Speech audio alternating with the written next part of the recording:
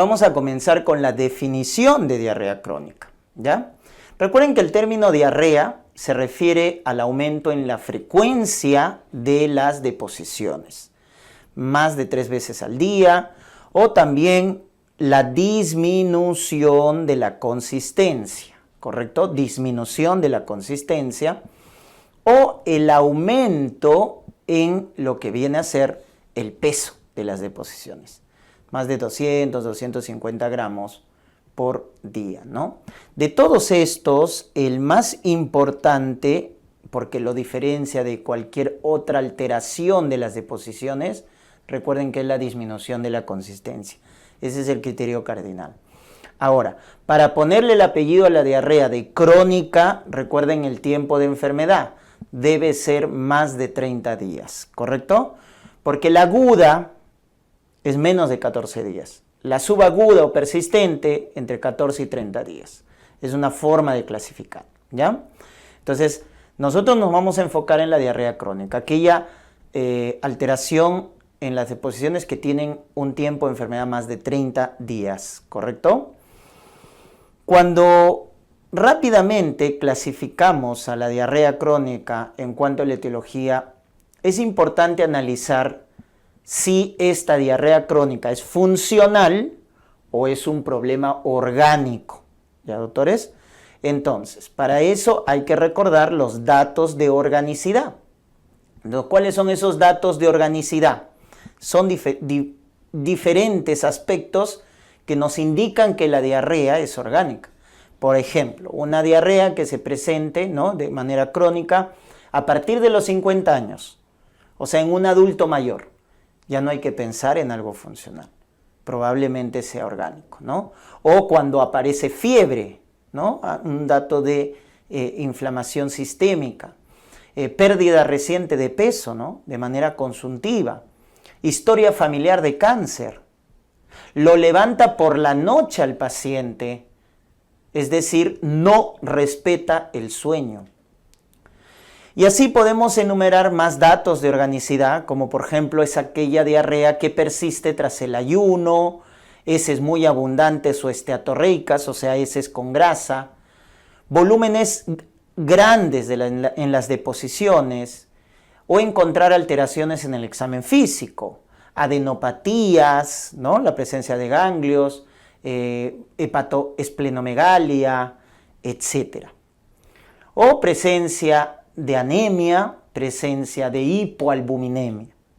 Entonces, todos estos datos, doctores, nos orientan a que si elevación de reactantes de fase aguda también, PCR, BCG, etc. Entonces, si estos datos de organicidad están presentes, entonces por eso acá sí, entonces pensamos en una diarrea orgánica. Pero si estos datos están ausentes, entonces lo más probable es que sea una diarrea funcional. Entonces hay que prestar bastante atención a esos datos de organicidad, ¿no? Adulto mayor, baja de peso, fiebre, alteraciones en laboratorio, alteraciones en el examen físico, ¿ya? Para poder clasificar en los dos grandes grupos. Ahora, si me preguntan cuál es la más frecuente, definitivamente la más frecuente es la diarrea funcional, ¿correcto? Un principio, tanto la diarrea como el dolor abdominal crónico, ojo, crónico en gastroenterología, lo más frecuente son los problemas funcionales, no se dejen engañar ahí. En los cuadros agudos sí piensen en infecciones bacterianas, virales, ¿no? Tu niñito, ¿no?, con diarrea infantil, rotavirus, Campylobacter, Shigella, etc., ¿ya? Pero cuando son crónicos, lo más frecuente es problemas funcionales. Y ahí están, recuerden, alteraciones de la motilidad. Y el clásico ejemplo, y dicho sea de paso es el más frecuente de los problemas funcionales, es el síndrome de intestino irritable, ¿ya? También tenemos alteraciones en la glándula tiroides, el hipertiroidismo también, recuerden, las hormonas tiroideas aumentan el peristantismo intestinal, el síndrome post-vagotomía, acuérdense el síndrome de dumping, ¿no? Los fármacos también como los macrólidos. Recuerden que los macrólidos también aumentan el peristaltismo, ¿no? Es por eso que la eritromicina incluso se emplea en la gastroparesia diabética. En la gastroparesia diabética, por una disfunción autonómica, empleamos eritromicina como prokinético, porque aumenta el peristaltismo. Pero miren su reacción adversa, ¿no? Puede producir diarrea. Muy bien. Mientras que en la diarrea orgánica tenemos, ¿no es cierto?, como representante a la diarrea inflamatoria, donde vamos a tener a las típicas enfermedades inflamatorias intestinales, como la enfermedad de Crohn, la colitis ulcerosa, ¿no? Pero también colitis isquémica o la colitis por radiación, ¿no? Entonces, colitis ulcerosa, que es inflamatoria, con enfermedad de Crohn, colitis isquémica, colitis por radiación, ¿no? Están dentro de las causas de diarrea inflamatoria. Luego tenemos la diarrea osmótica, cuyas causas es importante revisarlo, los han preguntado, el uso de laxantes osmóticos, lactulosa o el más potente, polietilenglicol, generan pues diarrea osmótica. Y la famosa intolerancia a la lactosa. Aquel paciente lactante, infante, que tiene alteración en las disacaridasas.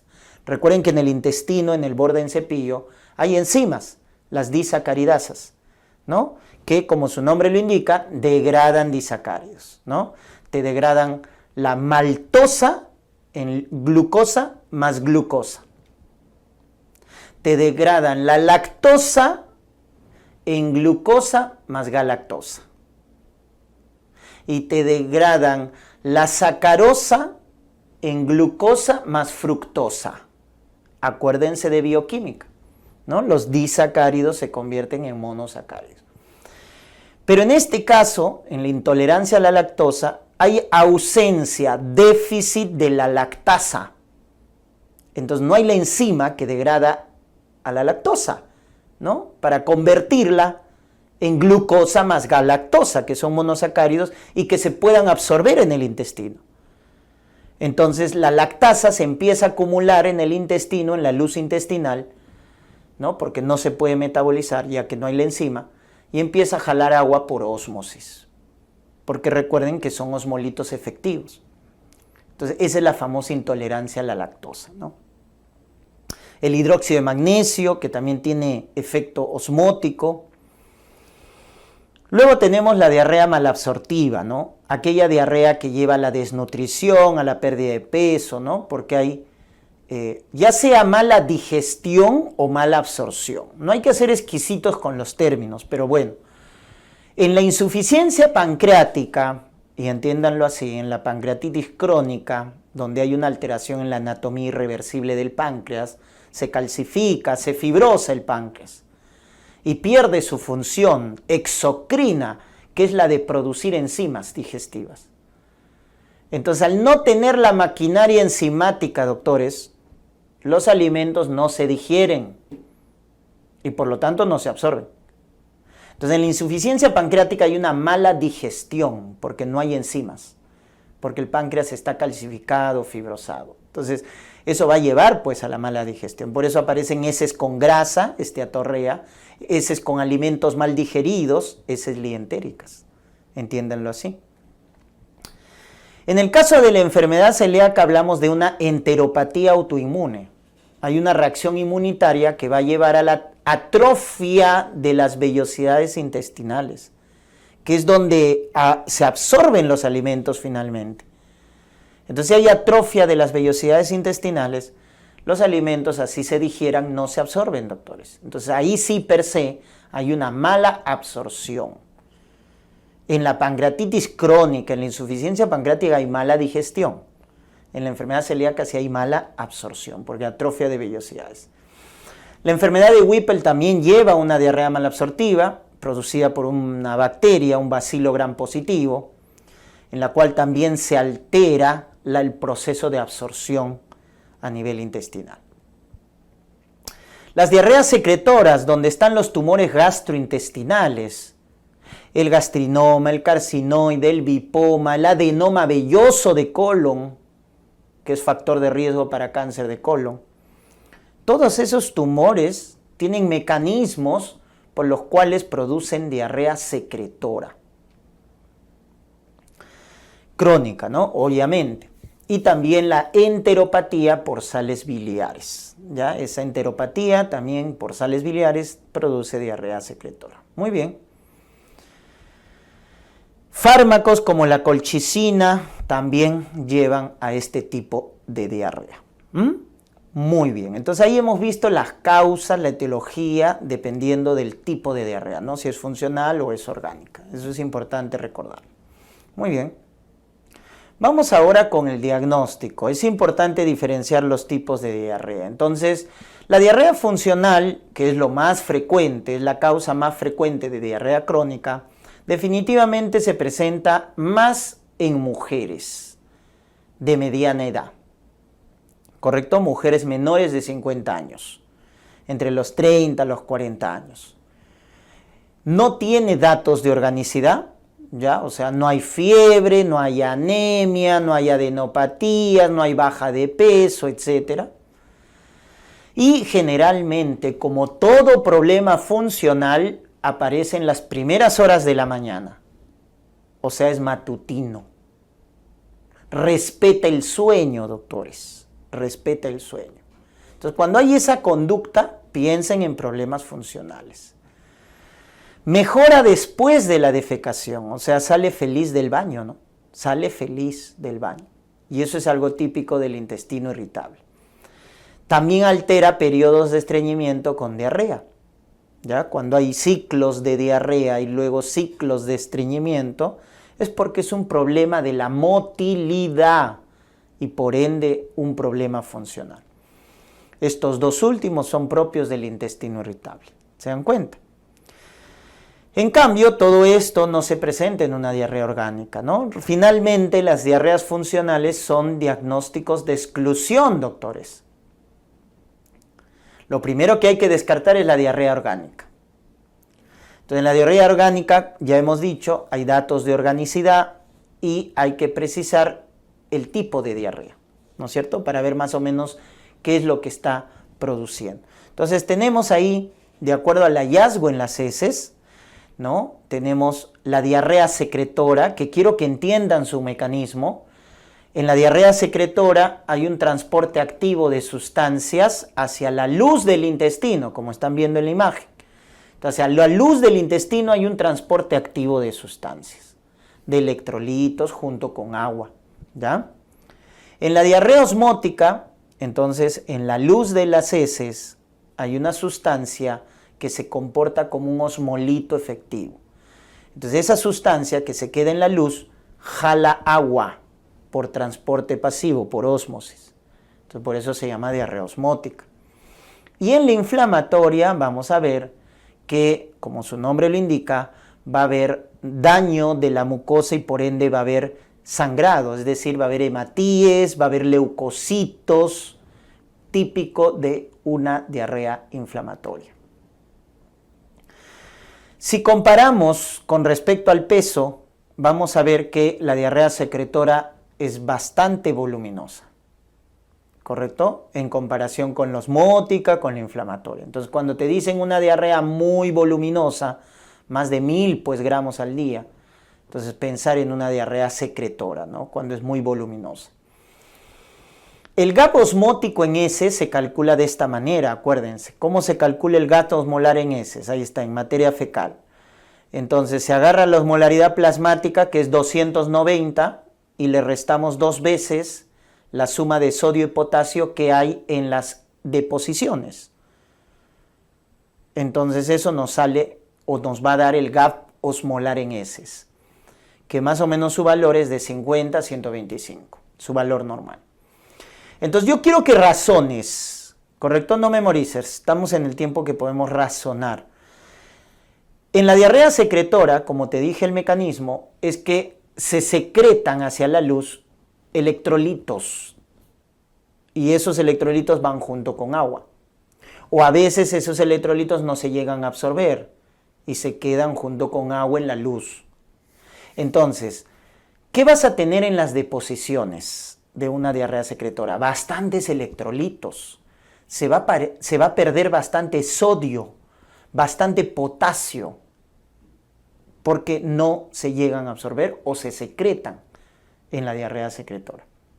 Entonces, como hay bastantes electrolitos, entonces esta sumatoria que a la hora de calcular el gap osmolar en heces, sodio más potasio, va a ser alto, pues, va a ser alto.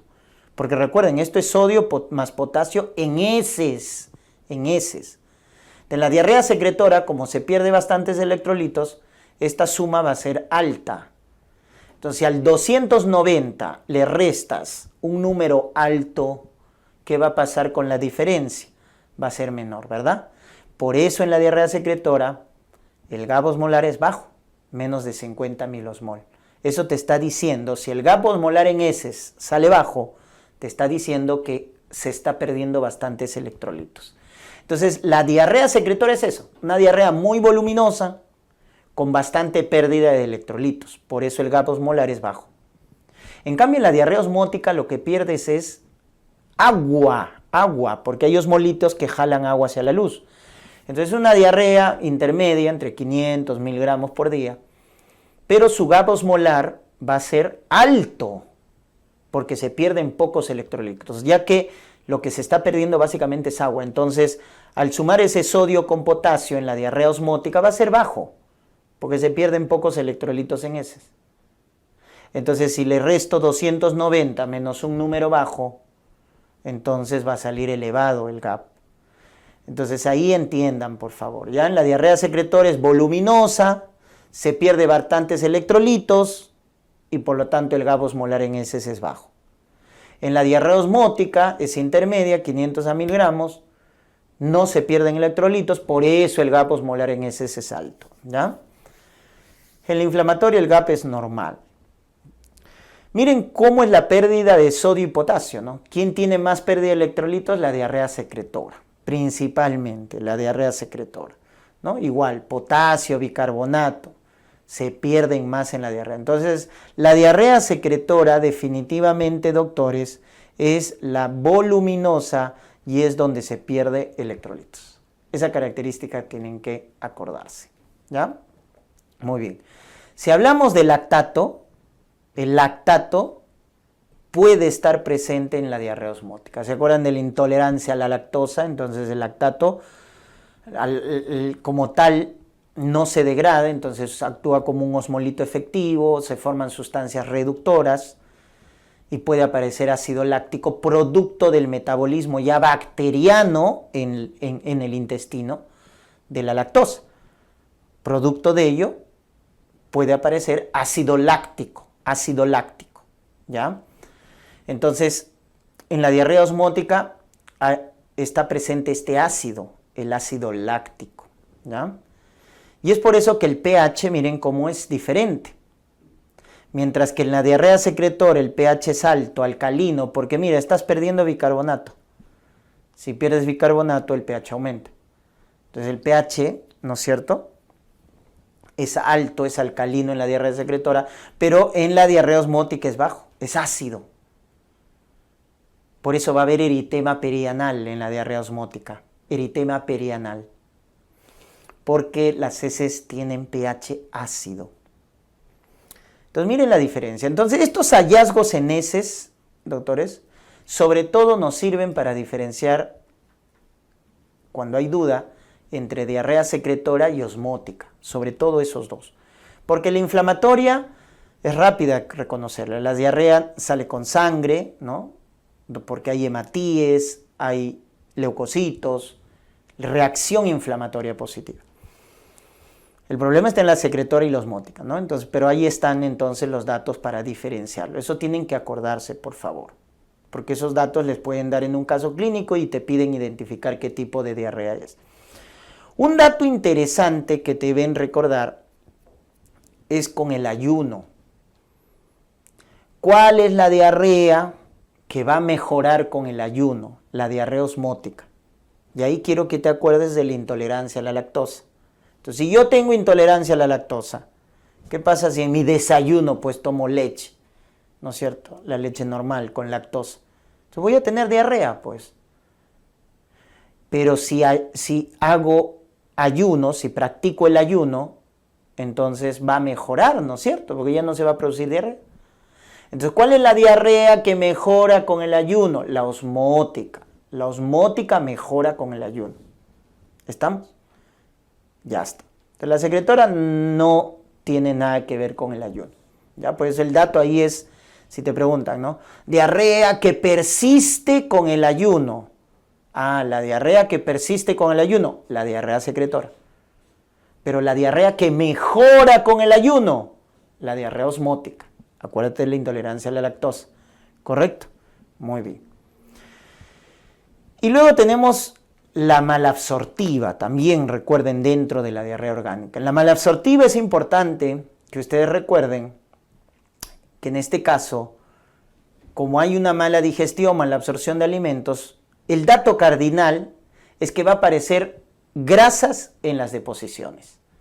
Entonces aparece la famosa esteatorrea, ¿no? Grasas en las heces, más de 7 gramos por día. Hay una tinción especial a veces, ¿no? Cuando es microscópica, la tinción de Sudán.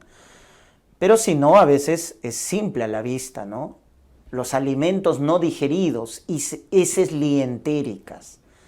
Entonces, esa esteatorrea, esas heces lientéricas, que son heces que tienen alimentos no digeridos, nos deben hacer sospechar de mala absorción.